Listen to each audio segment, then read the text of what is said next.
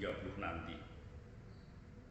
As information, the CDP is formally the Carbon Disclosure Project is an international non-profit organization based in the United Kingdom, Germany, and the United States of America that helps companies and cities disclose their environmental impact.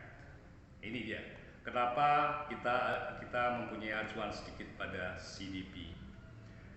Oke, next is bagaimana sih dengan kota yang resilient, kota yang ramah.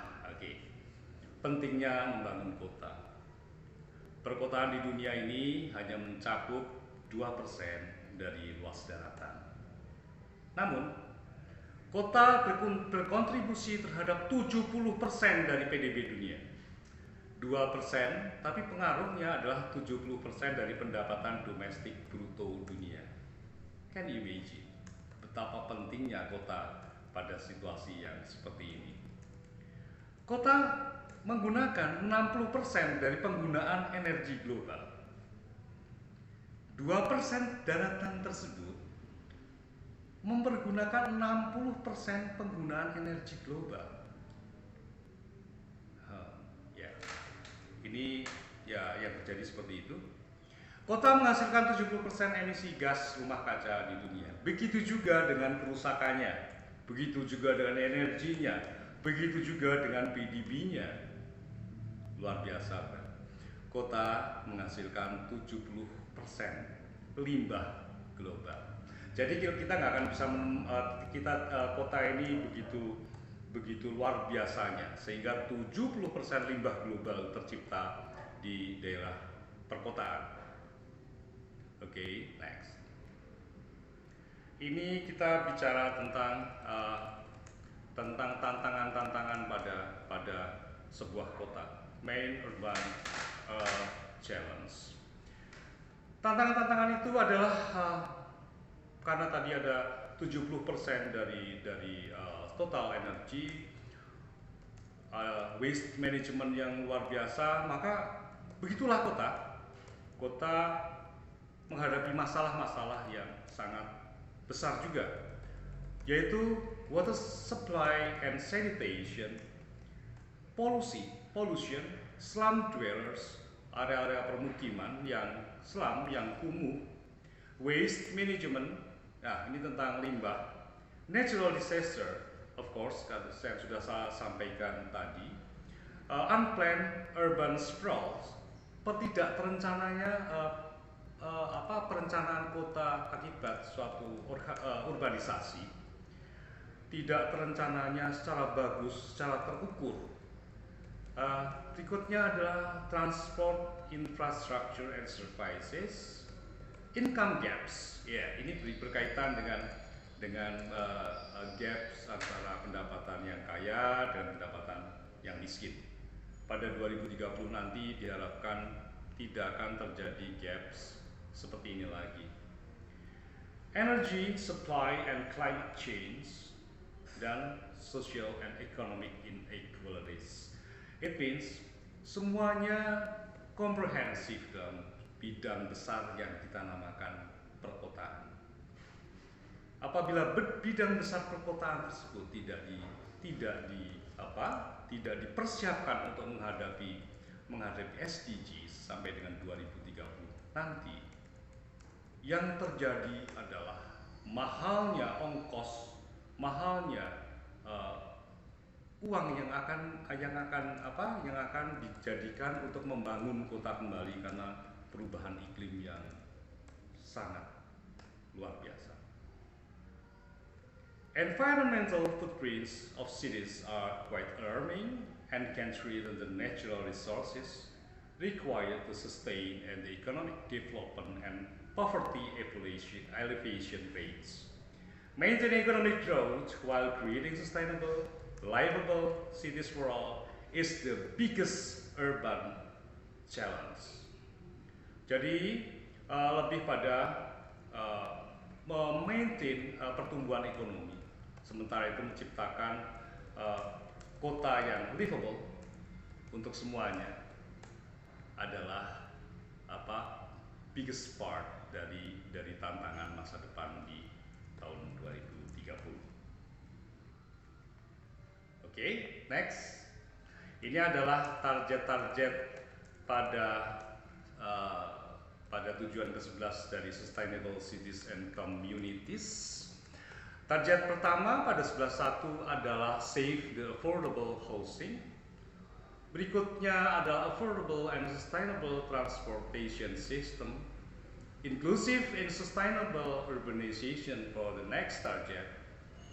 And berikutnya adalah Protect the World Culture and Natural Heritage. Kita nanti saya akan berusaha untuk memilih beberapa target saja karena waktunya juga tidak terlalu panjang.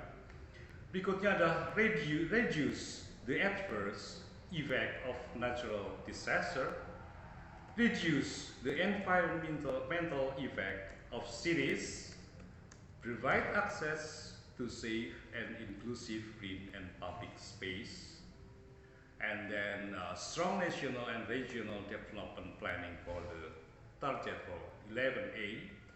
And berikutnya adalah implementation, let's make implementation policies for inclusion, resources efficiency, and disaster risk reduction.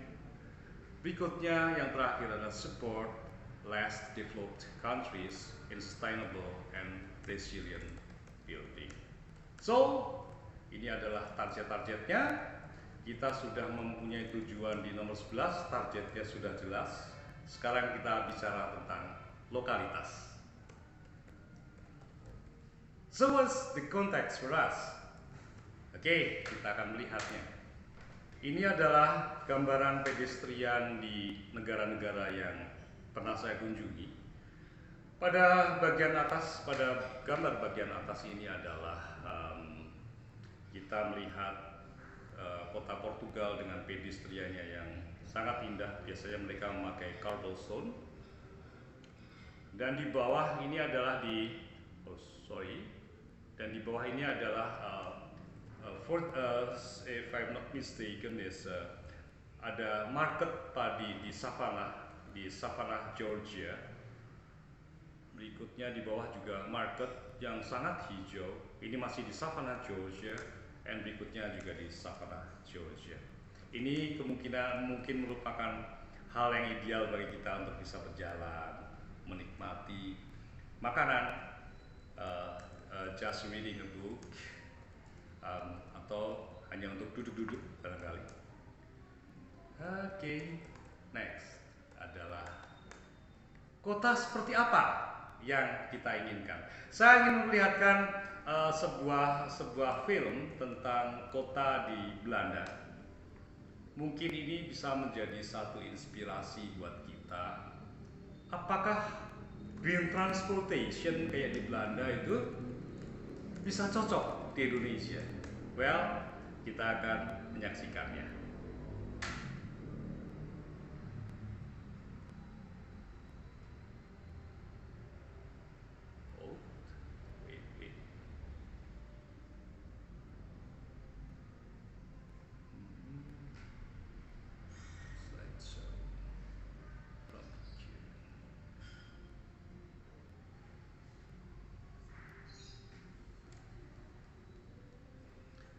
Ini adalah kota di Belanda, di mana bukan semua, tapi hampir semua penduduknya itu memakai sepeda. 25% dari perjalanan dilakukan dengan sepeda. 200.000 commuters from cars to bicycle. Bayangkan, tidak ada polusi, sama sekali tidak ada polusi. Mereka mempunyai badan yang prima dan sehat. Dan annual cost for cycling it's about €300. Sedangkan driving a car is about €8,500. 1 kilometer bersepeda yaitu menghabiskan 68 cents. 1 km bus sudah 29 sen, dan 1 km car 37 sen.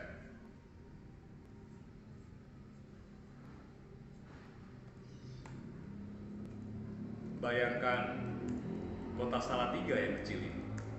Kita bicara lokal dulu. Salatiga yang kecil ini memiliki moda transportasi hanya bus dan sepeda. Is that possible? Apakah itu mungkin? Oke. Kita bicara kemungkinan, kita bicara tentang kemungkinan. Semua bicara tentang kemungkinan. Kalau saya lebih bicara tentang harapan. Salatiga yang sekarang berbeda dengan yang dulu. Dulu tahun 80-an kita masih bisa mengharapkan pagi-pagi sudah ada kabut yang turun dengan keteduhan yang sangat nyaman, dengan udara yang sangat nyaman. Sekarang saat ini kita sama sekali tidak bisa mendapatkannya. Imajinasikan bahwa kota Salatiga menjadi seperti ini. Penuh dengan sepeda, jalur yang sangat aman, sehingga orang tua pun bisa bersepeda dengan gembira.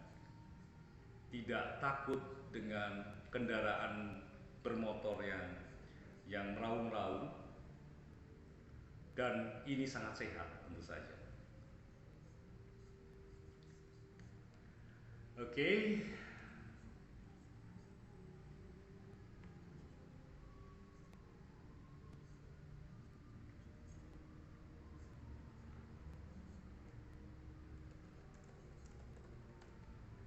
Bagaimana dengan Salatiga?